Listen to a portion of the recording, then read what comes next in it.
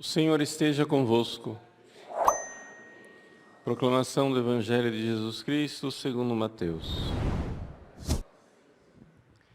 Naquele tempo disse Jesus a seus discípulos: Em vosso caminho anunciai, o reino dos céus está próximo. Curai os doentes, ressuscitai os mortos, purificai os leprosos, expulsai os demônios. De graça recebestes, de graça deveis dar. Não leveis ouro nem prata, nem dinheiro nos vossos cintos, nem sacola para o caminho, nem duas túnicas, nem sandálias, nem bastão, porque o operário tem direito ao seu sustento. Em qualquer cidade ou povoado onde entrardes, informai-vos para saber quem ali seja digno. Hospedai-vos com ele até a vossa partida. Ao entrardes numa casa, saudai-a. Se a casa for digna, desça sobre ela a vossa paz. Se ela não for digna, volte para vós a vossa paz. Se alguém não vos receber, nem escutar a vossa palavra, saí daquela casa ou daquela cidade e sacudi a poeira dos vossos pés.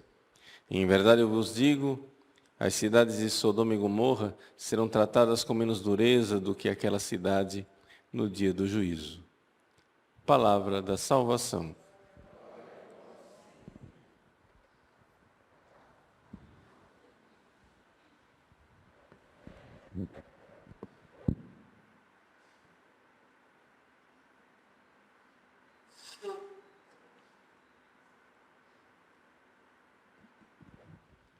Meus queridos irmãos e irmãs, celebramos hoje com grande alegria a memória de São Bento Abade.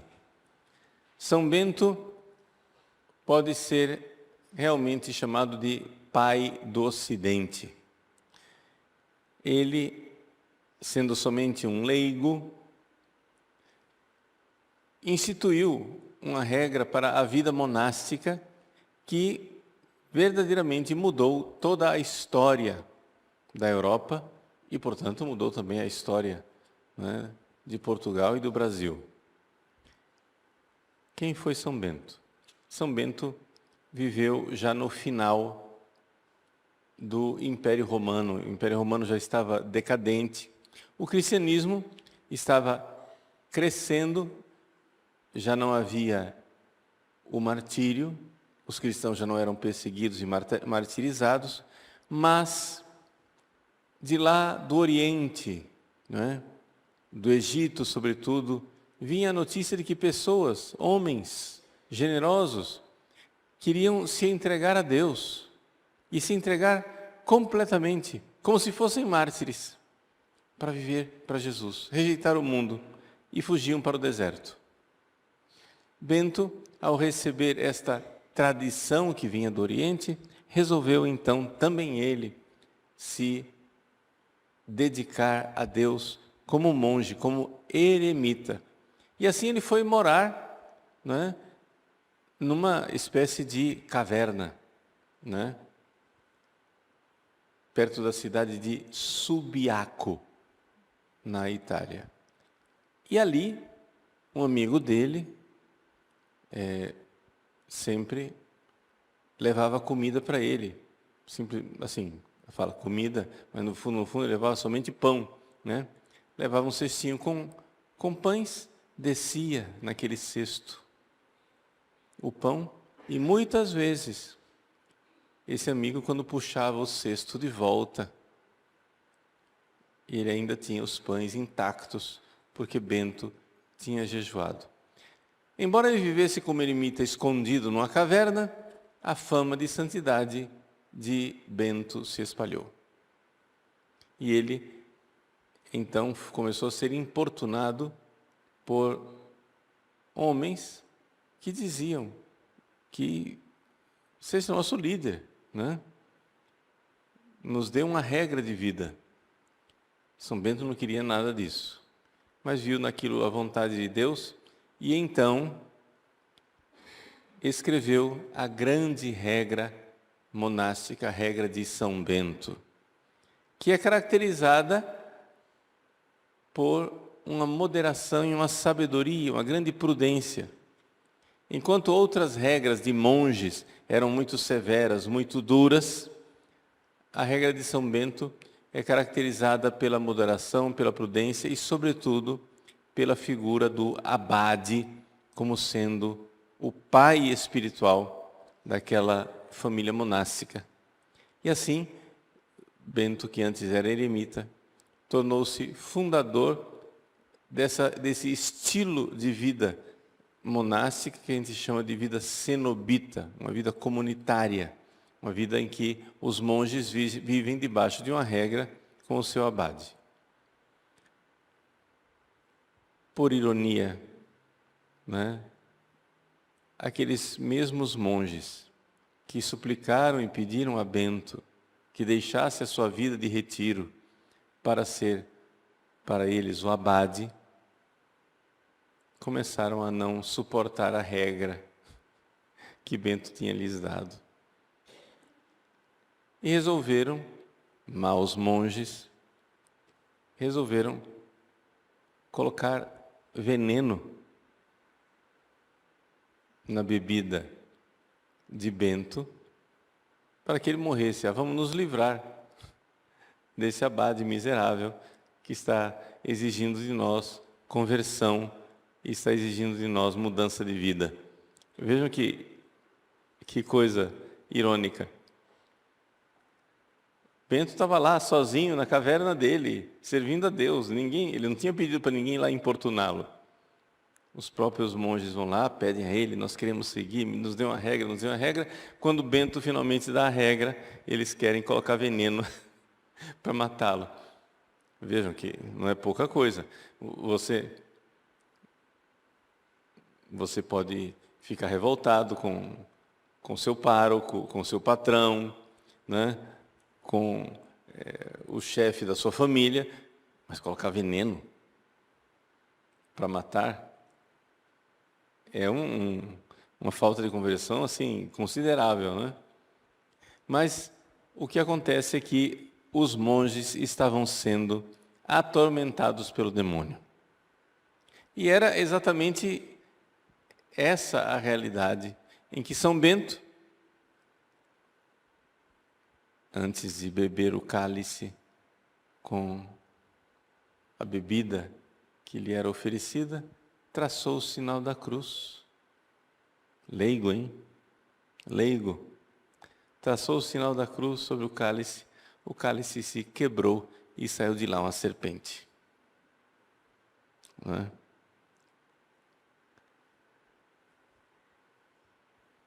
E assim, a vida daqueles que se dedicam a Deus é uma vida de luta espiritual.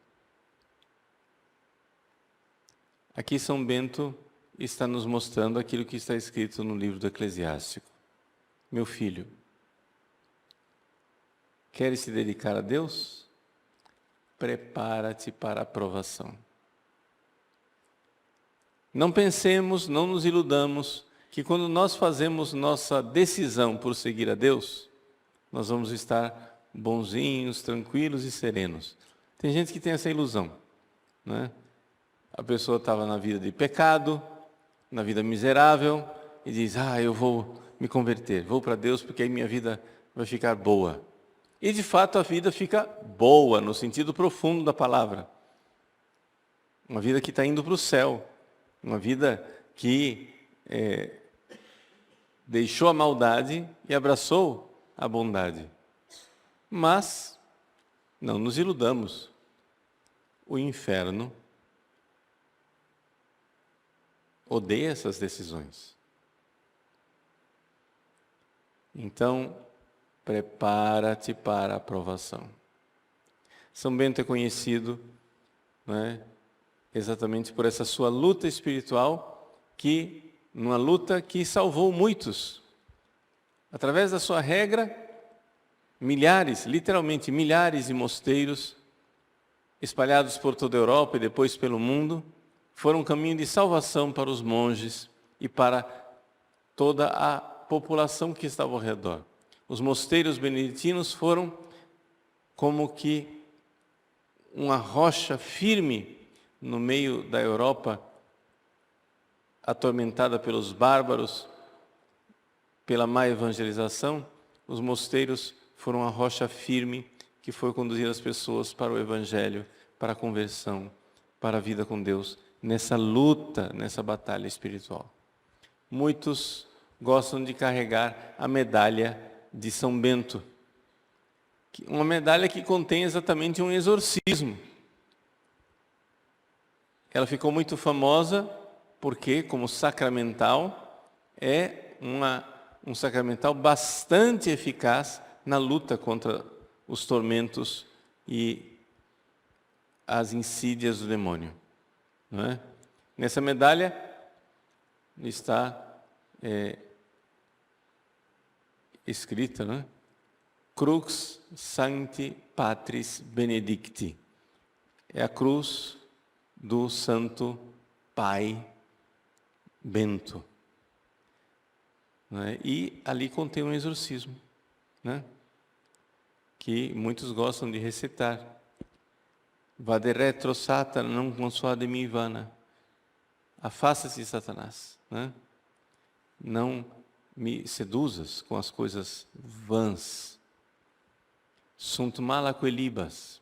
São más as coisas que tu desejas, mas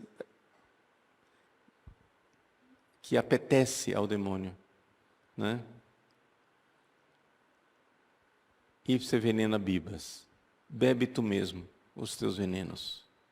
É uma prece eficaz, que com a bênção do padre, a medalha exorcizada e abençoada pelo sacerdote, né, ela carrega esse sacramental, essa bênção da igreja e, claro, a intercessão de São Bento, que lutou tanto e lutou contra os demônios.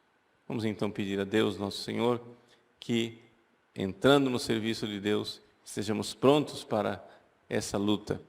Principalmente nós que somos crismados. O sacramento da crisma é exatamente para isso, para essa luta espiritual, para que a gente possa dar testemunho público de nossa fé e nosso amor por Deus.